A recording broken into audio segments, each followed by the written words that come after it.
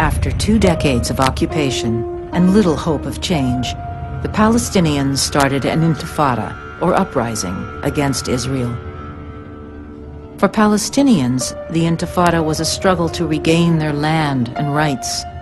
For many Israelis, it was yet another assault on the state of Israel. The army was ordered to end it. You know, a good guy from Tel Aviv found himself in Gaza. Thousands and thousands of people, which looks like me and talks basically like me. Children, elders, men, women, but they're totally unlike me. You know, no civil right whatsoever. People that you can do to whatever you want, go to whatever house and just take it because we're the military.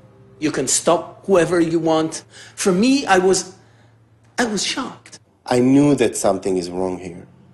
You know, everyone knows that something is wrong while walking in refugee camp or forcing a curfew and this collective punishments and checkpoints, and you feel that something is wrong. למשל, פעולה שבאה בתור מפקד מחלקה צעיר, יחד עם חיילים שהיו 5-6 חודשים בצבא, הגענו לבית בתוך כפר פלסטיני, ועצרנו שם ילד בן 14, שהיה אמור להיות לו איזשהו סוג של מידע, ויחד עם 2 חוקרי שב"כ עינינו אותו במשך לילה שלם עד שהוא מת, פשוט מת מול העיניים שלנו, תוך כדי עינוי נוראי שאני קצת קשה לי להרחיב עליו. We asked questions our commander. They told us it's important that we're guarding the security of the state of Israel. And then a year and a half later, I told my soldiers that the purpose of our patrols is guarding the security of Israel. I passed this inheritance forward.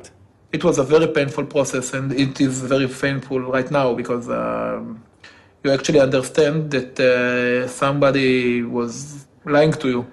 He called it Zionism, but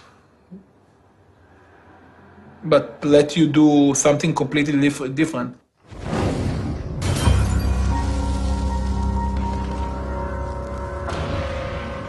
A vicious cycle of violence and revenge began, with suicide bombers exploding in the heart of Israeli cities and the Israeli army executing a policy that included arbitrary arrest, home demolition, and targeted assassination.